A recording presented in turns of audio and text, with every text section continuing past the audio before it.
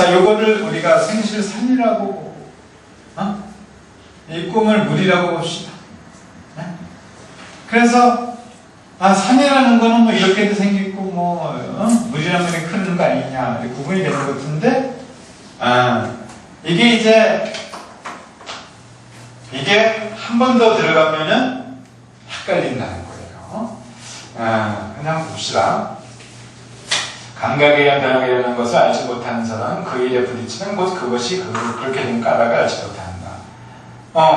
이런 이치를 모르게 된다면은 내가 꿈을 꿔도 꿈인지 모르고 생시에 처했어도 이게 생시인가 꿈인가를 모른다는 얘기예요. 감각에 의한 변화가 일어나는 것을 아는 사람은 그 일에 부딪히면 곧 그것이 그렇게 된 까닭을 알게 된다.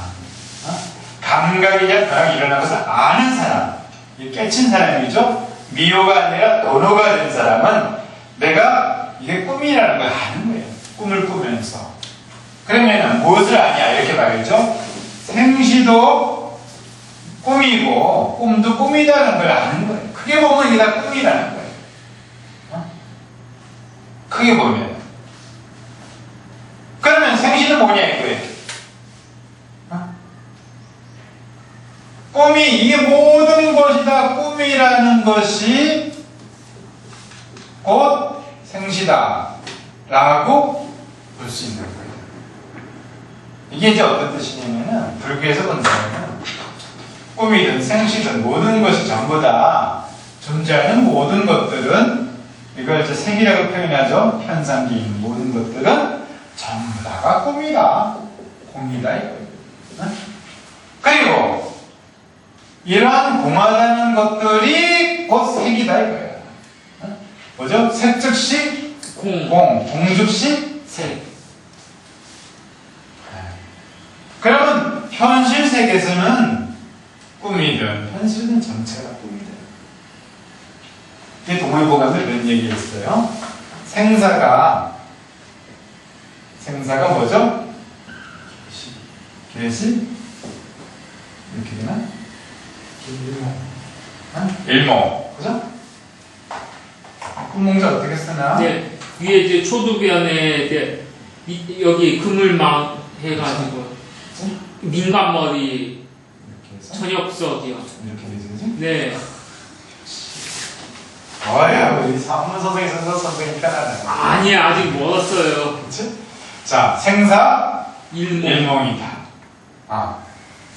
그렇죠. 그래서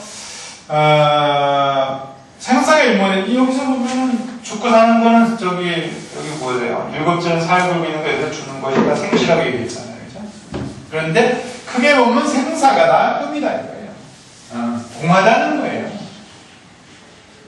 그리고 공하다는 것이 현실이고. 그러면 현실이 무엇이냐? 공하다 그러는데 그럼 이런 것들은 다 뭐냐 이거예요. 그죠? 이 공을 걸러보고 나면은 새로운 세상이 보여요. 자, 산과 산은 산이요, 물은 물, 산이 물이고 물이 산이다. 이렇게 되는 거예요. 그 다음에 또 다 걸러주고 나면 산은 산이요, 물은 물이다. 이렇게 돼요. 이것저것 다 걸러내게 되면은 또렷이 보이는 게 있어요. 그래서 심성개발 단계에서 그 단계에서 명백이라고 하죠. 명명백백해지는 단계가 있어요. 내 생각대로 판단한 것을 다 내려놓게 되면은 진짜가 보여요. 그 진짜가 보이는 것을 얘기한 것이 이미지심이에요. 진짜는 이미지심. 그게 관념이 아니라는 겁니다. 한 물체가 차고 비고 없어지는 생기는 것은 모두가 하늘과 땅의 변화로 통하고 여러 가지 물건이나 이를 통해 영향이 일어난다. 어떤 영향관계가 있다는 거예요. 그래서 이제 꿈에 대해 얘기하자. 음기가 가면은 이제 뭐 강물 건너는 꿈을 꾸고, 양기가 가면 불꿈을 꾸고, 음과 양의 기가 모두 강하면은 불과 불이 이제 막 혼용되어서 살려 죽이라고 죽이는 꿈도 꾸고 이렇게 된다는 거죠. 배부를 적에는 주는 꿈을 꾸고, 많으니까 배고플 적에는 빼앗는 꿈을 꾸고, 마음이 들때면 날아오는 꿈, 마음이 가라앉으면은 물에 빠지는 꿈, 허리띠를 깔고 자면 뱀을 꾸고, 날아가던 새가 머리털을 물면은 날아다니는 꿈을 꾸고, 날씨가 음산해지면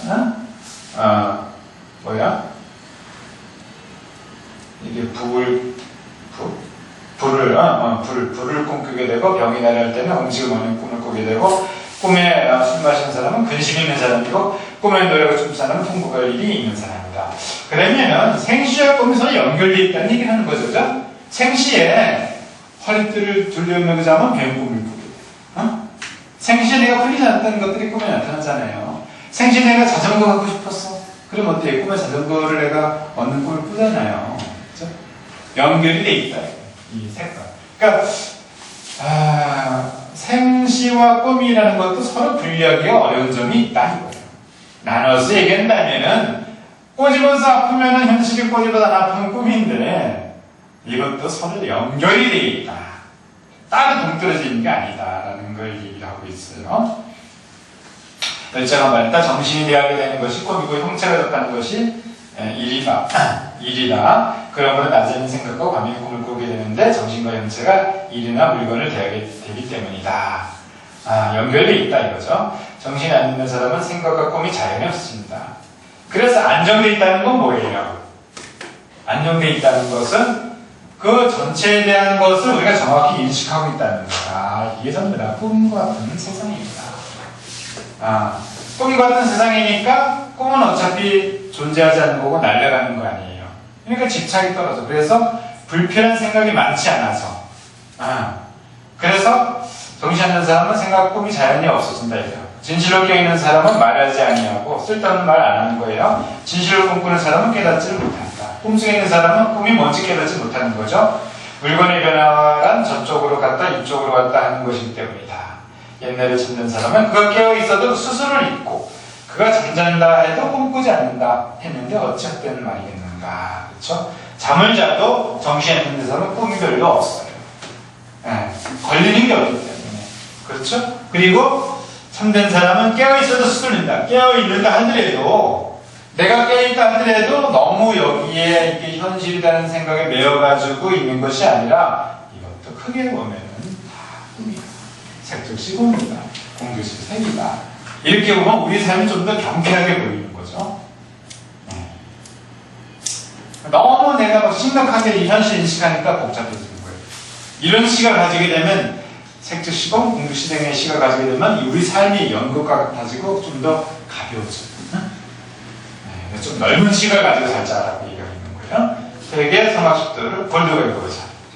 적자의 마음은 인욕에 물들지 않은 양심이지만 인심은 욕구에 눈뜬 것이다. 개인의 마음이란 의리가 다 갖추어진 복마음이고 도심이란 곧 의리를 깨닫는 것이다. 이것은 두 가지의 마음이 있는 것이 아니다. 실은 현기에서 발생되면 모두 인심이 없을 수 없게 되고 성명이 근원하면 도심을 이루게 되는 것이다. 정일과 택집 이하의 것은 인욕을 막고 천리를 보존하게 하는 공부가 아닌 것이 없다. 신독 이하의 것은 인욕을 막는 점에 관한 공부인데 반드시 부동심에까지 이르러야 부귀가 마음을 음탕하게 하지 못하고 빈천이 마음을 바꾸게 하지 못하며 미무가 마음을 적지 못하게 되어 그 도가 밝아지고 덕이 세워짐을 알 수 있을 것이다.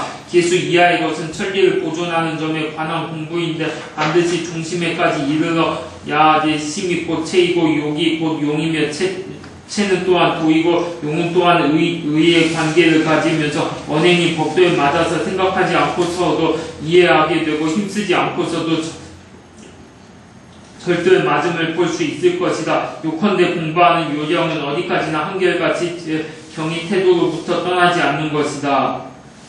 무릇 마음이나 한 몸을 주재하는 데 것이고 경이나 또한 한 마음을 주재하는 것이다. 배우는 사람들이 주일무적의 설이라든가 정제 엄숙의 설과 저 마음을 수렴하고 항상 또렷한 정신 상태를 있어야 한다는 설을 깊이 공부한다면 그 공부가 더할 나위 없이 되어 성인의 경지에 충분히 들어가는 것도 어렵지 않을 것이다. 네, 그래야 적자의 마음, 어린아이의 마음은 인욕이 물들지 않는 양심이다. 인심은 욕구에 눈을 뜬 것이다. 어린아이는 순수하잖아요. 그렇죠? 인욕이 물들지 않는데 나이가 들어서 욕심이 생기죠. 대인의 마음이란 의리가 다 갖추어진 본마음이다. 그럼에도 불구하고 대인들, 서민들의 말씀은 그 의리가 갖춰져 있죠. 도심이란 곧 의리를 깨닫는 것이다. 그렇죠? 의리를 얘기하고 있어. 이것은 두 가지 마음이 있는 것이 아니다. 실은 형기에서 발생되면 모두 인심이 없을 수 없게 되고 성명에 도달하는 도심을 이루게 되는 것이다. 그렇죠? 성명에 근원하면은, 그러니까 이 본성에 가까이 가게 되면 다 도심이 있다 이거죠. 예. 그러니까 어린아이는 맑은 마음이고 어른들은 좀 욕심이 많다라고 볼 것이 없다는 거죠. 두 가지 마음이 아니라, 예, 성명에 근원하면, 공부해서 근원에 이제 가게 되면은 본성을 회복한다는 얘기죠. 정인과 특질 이해의 것은 여기서는 이제 정신을 집중해서 이렇게 공부를 하는 걸 이렇게 표현했어요. 인욕을 막고 틀을 보존하게 하는 것은 공부하는 것이 없다. 신도 이하의 것은 인욕을 막는 점에 관한 공부이다. 이건 이제 도서를 설명하는 거죠. 신도이라는 거는 굉장히 중요한 개념이죠. 네. 네. 어떤 뜻이지? 남이 보지 않는 곳에 혼자 있을 때에는 도리에 져버리지 않도록 조심하여 말과 행동을 삼가다라는 것입니다. 아, 그렇지. 감탄사가 나오네. 그렇지? 내가 다른 사람이 보지 않아도 이렇게 하는 거예요.